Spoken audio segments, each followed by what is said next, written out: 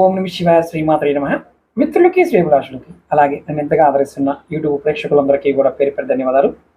మిత్రులరా, మీ అందరికీ పరాదేవత ఎల్లవెల్లలా మీతో ఉండి మీ మనోవాంఛ నెరవేర్చాలని మనస్ఫూర్తిగా కోరుకుంటున్నాను.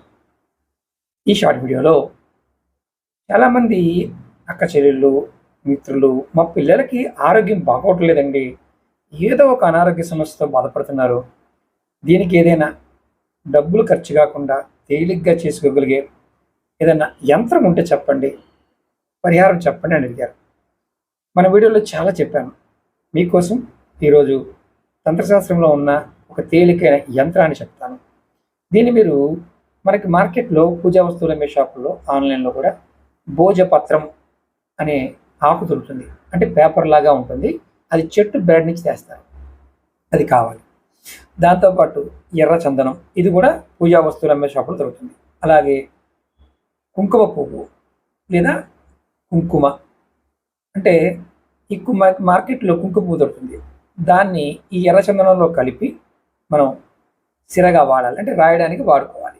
ఈ భోజపత్రం మీద కుంకుమ పువ్వు లేదా కుంకుమ, ఎర్రచందనం, దీన్ని రక్తచందనం కూడా అంటారు, దీంతో మీరు ఒక యంత్రం తయారు చేసుకోవాలి.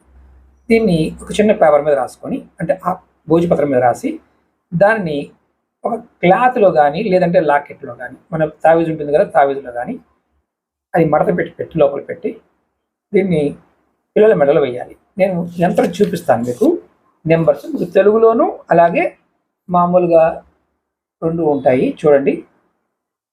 ఇది హోల్డ్ చేసుకొని మీరు యంత్రాన్ని రాసుకోండి. ఇందులో ఒక వర్షం రాసుకుంటే చాలు. మేము తెలుగు అక్షరాలు కూడా చెప్పాను, తెలుగు అంకెలు కూడా చెప్పాను, రోమన్ అంకెలు అంటారు వీటిని. అందులో మొదటి లైన్లో 33, 32, 27 రాయాలి. రెండో లైన్లో 33, 66, 37 అడ్డంగా. అలాగే మూడో లైన్లో 37, 46, 67. నేను మీకు పేపర్ మీద రాసి చూపిస్తున్నాను. దీన్ని మీరు భోజపత్రం మీద రాసుకోవాలి. ఇది ఏ రోజు చేయాలి, నియమ నిబంధనలు చెప్తాను. నెలసరి ఉన్నవారు చేయకండి, మగవారు ఎవరైనా చేయొచ్చు, ఆడవారు కూడా చేసుకోవచ్చు. నెలసరి ఉన్న సమయంలో మాత్రం చేయొద్దు.